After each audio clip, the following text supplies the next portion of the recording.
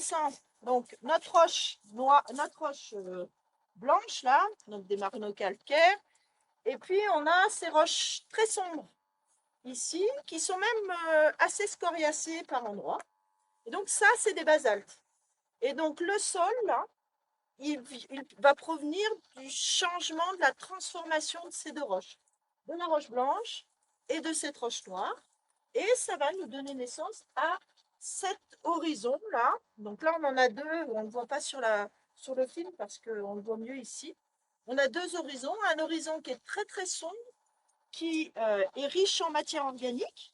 Ce n'est pas que des matières organiques, il y a aussi des argiles, des sables et des limons.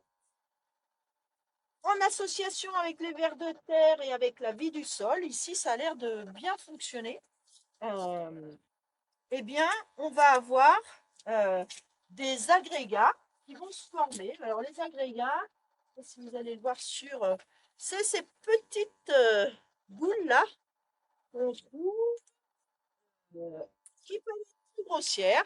Ça peut être de cette taille-là. Ça c'est du sol, c'est pas un caillou. Si je le casse, il se casse en petits morceaux. Donc tout ça, ça va s'agréger, créer de la porosité.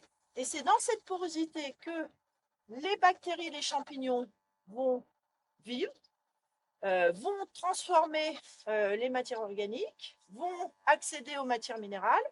Et c'est aussi dans ces trous que les racines vont pénétrer et en association avec ces bactéries et ces champignons, vont se nourrir et pousser.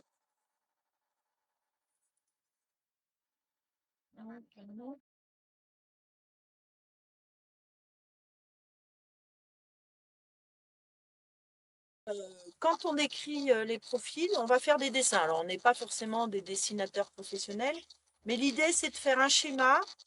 Et l'idée du schéma, c'est qu'à un moment donné, on se pose, et comme on doit dessiner, on va regarder mieux les détails. Et on va rajouter des détails, et ça va nous permettre de nous poser, de nous questionner. Et ça aussi imprègne la mémoire avec des souvenirs plus conséquents. Donc moi, j'aime bien dessiner mon profil. Et puis, tout au long de ma description, là, je suis en train de retirer. Alors, j'ai fait ma description. Je prends mes échantillons. Ah, je vois une information que je n'ai pas mise sur mon dessin. Je le rajoute. Je passe. Je ne me satisfais pas que d'une description. Après, ma description, je vais l'enrichir de ce que je vais voir en prélevant mes échantillons.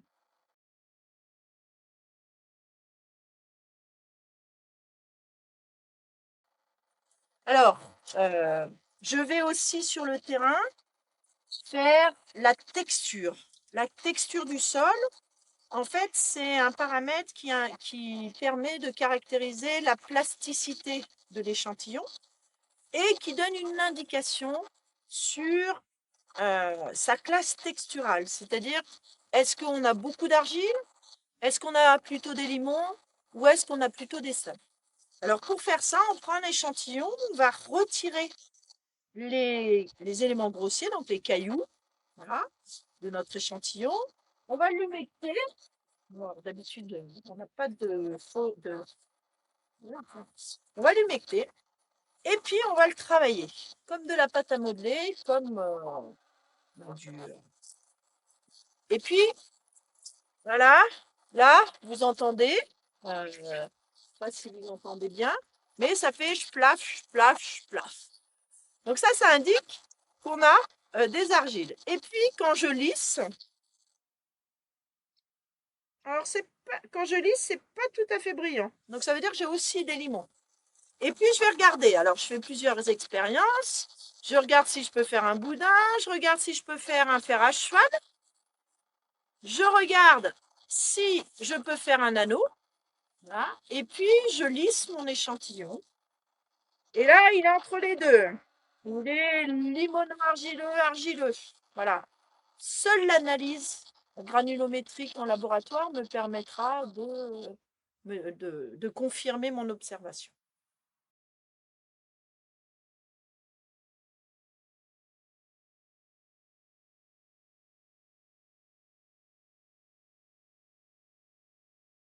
Voilà, alors maintenant, nous allons faire à prélever. Alors, chose intéressante aussi, voilà, si vous voulez voir, voici mes horizons que je suis en train de décrire.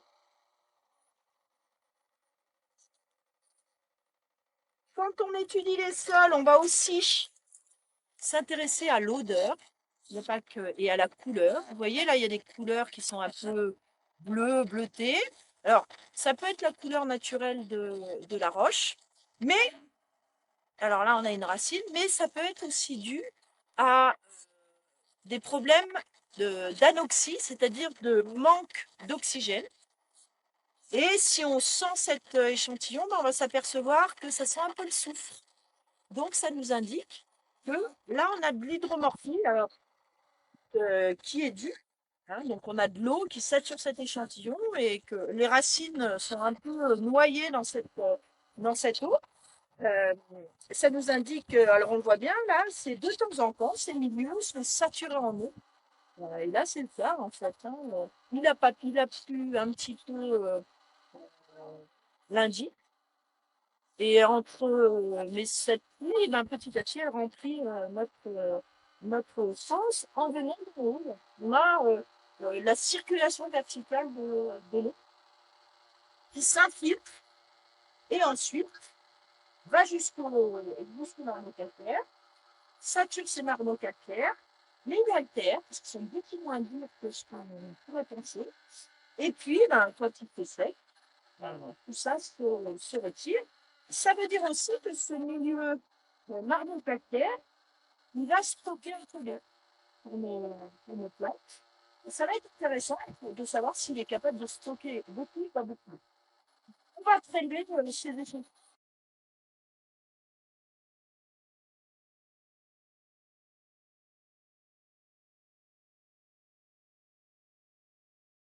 Alors, chose importante que je voulais aussi vous montrer sur ce sol, c'est pour savoir si c'est un sol qui est formé qu'à partir de basalte, je vais regarder, ou qu'à partir de matériaux carbonatés, je vais regarder si mes échantillons sont effervescents. Et donc, j'utilise de l'acide chlorhydrique que je vais mettre sur mon échantillon. Et donc, si ça bulle, voilà, c'est que j'ai des carbonates de calcium. Ici, ah, je vais faire ça ici. Alors, là, ça bulle aussi. Donc, en fait, j'ai des carbonates de calcium. Mais j'ai aussi beaucoup de basalte. Et j'ai un sol qui est très sombre. Et donc là, je sais que ce sol, il se développe grâce à un mélange entre du carbonate de calcium et des basaltes. Si je vais plus bas, là, on a un petit horizon, il est un peu particulier cet horizon. Il n'y a que des cailloux, beaucoup de cailloux, mais un peu de sol. Et là, si je mets mon acide chlorhydrique, eh ben, j'ai pas une effervescence énorme. Donc là, ça me dit que ici, j'ai beaucoup de basalte. Les basaltes s'altèrent, fabriquent ce sol, se transforment en sol. Mais en fait, je n'ai pas d'effet du matériau qui est en bas. Alors, un matériau carbonaté au-dessus, une poche, parce que c'est juste une petite poche, avec beaucoup de basalte, ça va me faire un sol, qui est un sol volcanique. Et au-dessus, j'ai effervescence. Mais j'ai aussi des zones où mon sol il est beaucoup moins épais et qui fait effervescence, il est directement sur le matériau carbonaté. Et donc là, je sais que j'ai quelque chose qui est en mélange, mais aussi qui peut être l'épaisseur de ce sol peut être augmentée par l'érosion. C'est-à-dire que le sol qui vient de la pente en haut, qui vient se déposer sur la pente, sur ce niveau-là.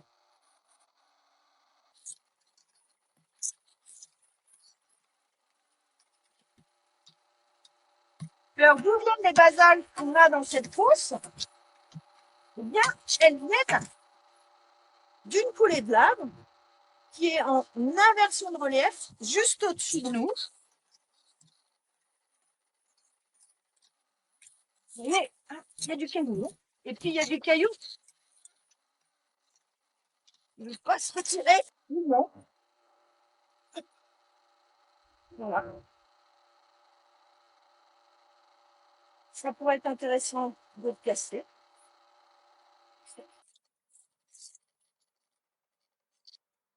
Donc, je vais noter ce que je vois sur ma fiche. Donc, je peux le déplacer. Voilà.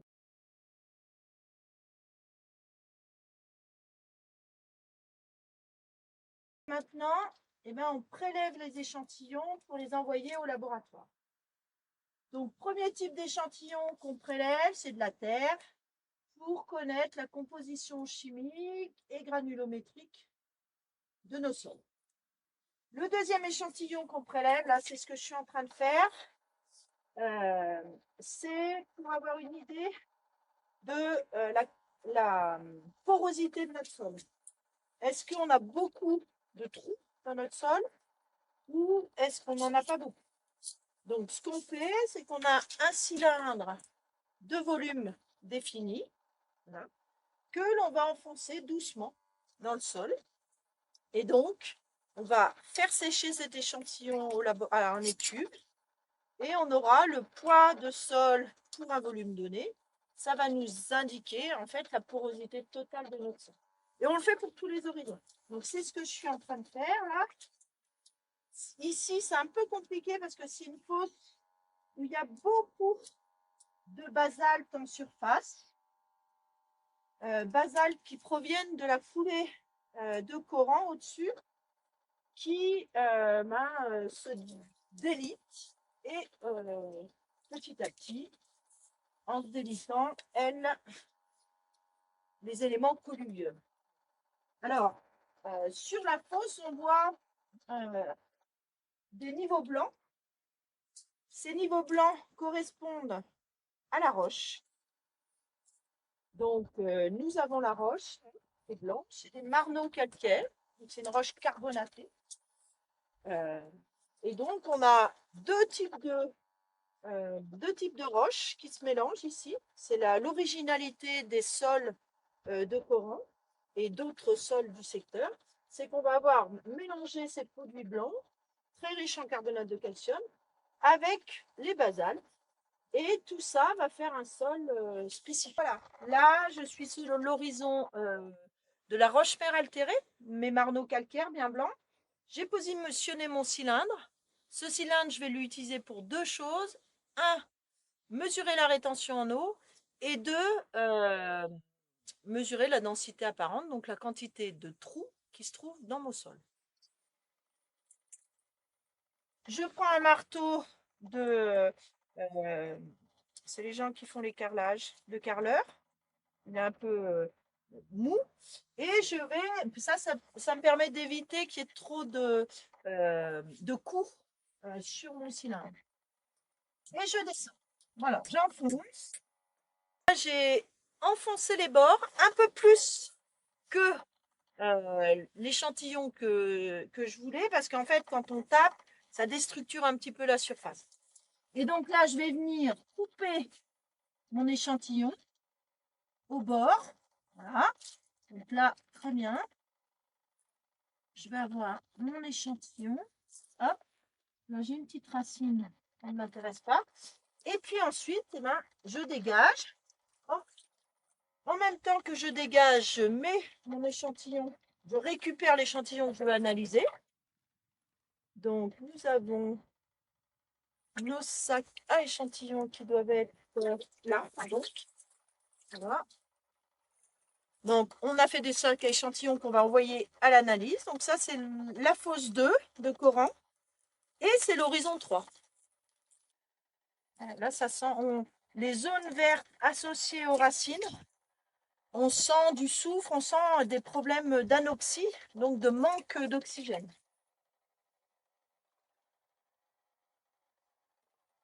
Donc là, je vais dégager doucement l'échantillon. Alors, je fais comme ça parce que il peut y avoir des cailloux. Et donc, il faut vraiment que j'ai le bon volume. Hein. Donc, je coupe avec un ciseau, un couteau à dents. éviter. Ça me permet aussi de couper les racines. Ici, il y a une racine. Ici, il n'y a pas de cailloux, il n'y a pas de problème. Donc maintenant, je vais nettoyer mes rebords parce qu'ensuite, cet échantillon, je vais le mettre dans une barquette. Et il faut vraiment que j'ai que le sol qui est dans le cylindre. Je vais nettoyer mon cylindre comme ça avec mon pinceau pour éviter de faire tomber des choses qui seraient en dehors de mon échantillon. Alors, celui-ci, comme il est beau, on va l'utiliser pour la rétention d'eau. Donc la rétention d'eau, c'est une mesure qui va permettre, je vais voir si en retirant ça va toujours, voilà, qui va permettre d'avoir une idée de la quantité d'eau que peut stocker le sol dans la porosité. Alors, ce qu'on fait, c'est qu'on va prendre notre échantillon, on va le mettre sur une membrane, on va le saturer en eau, et puis après, on va imposer une pression, et suivant la force de la pression, eh ben, on retire, si on impose une forte pression, on retire l'eau qui est dans des pores très petits. Si on fait une pression plus faible, on va retirer l'eau qui est dans les pores les plus gros. Et habituellement, donc on fait l'eau, on laisse saturer l'échantillon par humectation, parce que là, on ne va pas mesurer la quantité totale d'eau que peut stocker ce sol. En fait, quand on va avoir la porosité de notre sol, on va avoir la quantité de trous. Ensuite, on va regarder ce qui reste, l'eau qui reste et qui ne circule pas par gravité. Et donc, la différence entre l'eau qui reste et la porosité totale, ça nous donnera une information sur les gros pores, les pores dans lesquels l'eau ne se stocke. Donc là, on prend un marqueur, on met un 3. Un 3, c'est 2, 3. Donc 2, c'est Coran, la fosse de Coran. 3. Et là, je vais mesurer l'épaisseur à laquelle je l'ai prélevé. À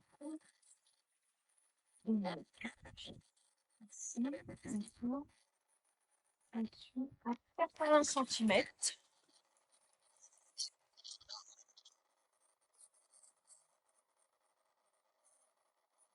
Donc mon cylindre fait 5 cm, 85. Donc ça, poubelle, on va voir ça ici.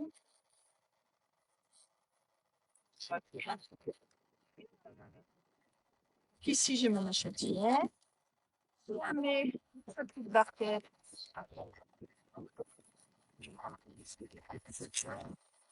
Ce qui permettra au labo d'avoir un échantillon qui n'aura pas brûlé. Voilà. On va envoyer ça par Céline. Donc la rétention d'eau, Coran.